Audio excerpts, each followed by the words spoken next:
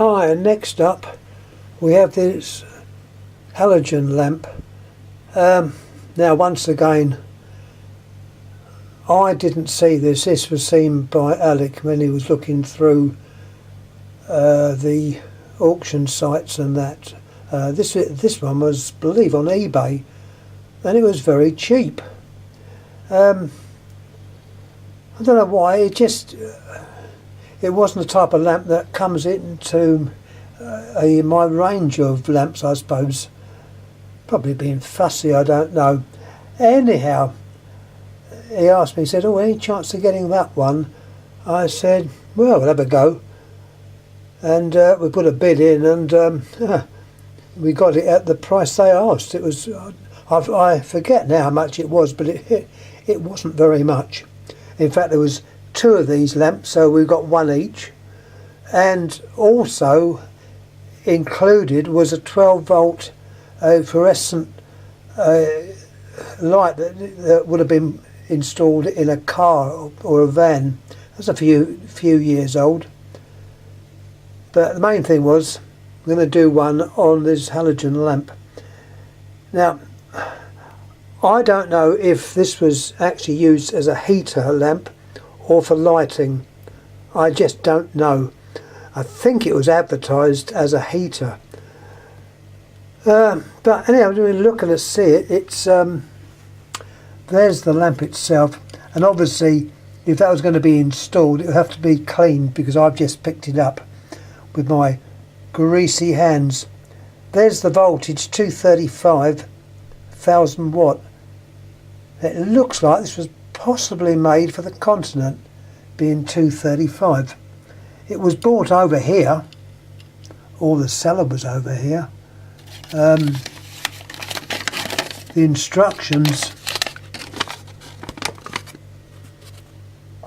funnily enough, the first instructions is in German and then GB, so I'd think that this probably was sold for the German market.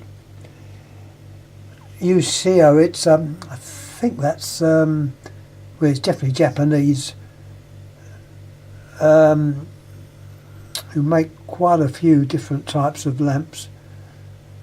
I'm just thinking what they go under. I don't know if it's the same company as but they're a well-known company in Japan. There's the carton it came in. Now the length of this lamp is, as you can see, using my 12-inch ruler, it's about a couple of inches over, well, the actual glass tube or quartz tube is exactly exactly a foot long, and it terminates in these wires, which looks like heat resistant stuff. I should think it is, because I reckon these get pretty hot when they come on, and being 1000w, yeah, they are quite a bit. I know my friend's looking out for another one, which I think he's lined up, which is even higher wattage. As I say, I'm not, well, as I say, it doesn't sell my boat, as they say, but as I say, there was two in this lot. They were cheap, so I'm going to have one and Alec can have the other one. I shan't be lighting my ones up, but I expect Alec will. Anyhow, let's have a closer look at the construction.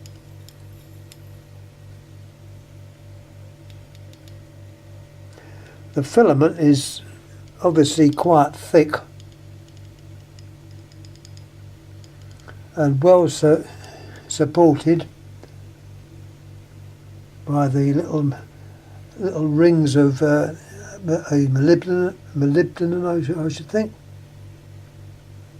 and how they join on to the two collectors at both sides. They look like they're actually wrapped round. They're not clamped, they're just wrapped round. Probably a special a wrapping tool was used to do that. They're well made, and You've got in the middle like little pieces there, which I don't know why they've done it like that, but they have. I think it's to probably hold the little rings in place. Yeah, that's what they'd be for, to hold them in place. You've got one there and you've got one down the other end. Yeah, that's to keep the actual filament from moving laterally along the length of the lamp. I don't know how it could, but that's obviously why it's there. And the back of the lamp is white. So as I say, I don't know if these were used as a heater or for lighting.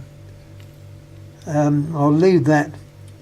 If you're watching this, Alec, you'll probably come up with the right answer. But let's face it, you actually saw these on eBay. We do look regularly at eBay for various items, and if we can win them, we can. If the prices go up too high, we obviously don't win them. So there we are. There's those two of those. And yeah, if there's any comments about this, please make. Don't expect me to give the answers. The answers can be given by Alec. I know, he, as I say, we tend to specialise in different things. On the whole, most of the stuff we've got is the same, or you know, the bulk of the stuff, but do branch out into slightly different things. I tend to go for the neon lamps. Having said that, he does as well, but I probably have more interest in those than he does, and with discharge lamps he's very much into them, so much so that some of his enthusiasm has rubbed off onto me, and yeah, I've got a couple as well. But anyway, that's what we've got. So once again, any comments please make. Just before I go, we'll mention the other item which came with it was a 12 volt inverted fluorescent lamp, just the small ones, I think a 9 watt, is it?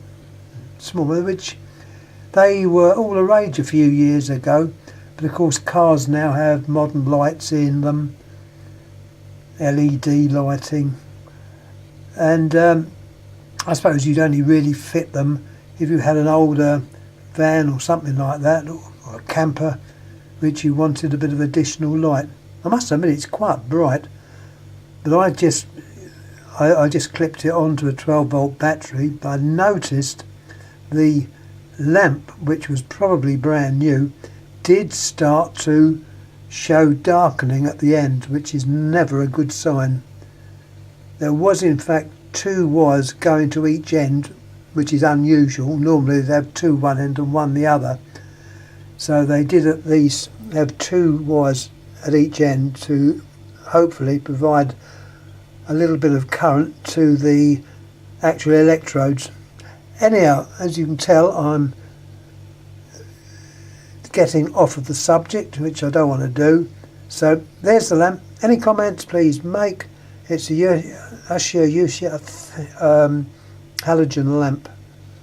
I think they're the company that make branded lamps, but I stand corrected if I'm wrong.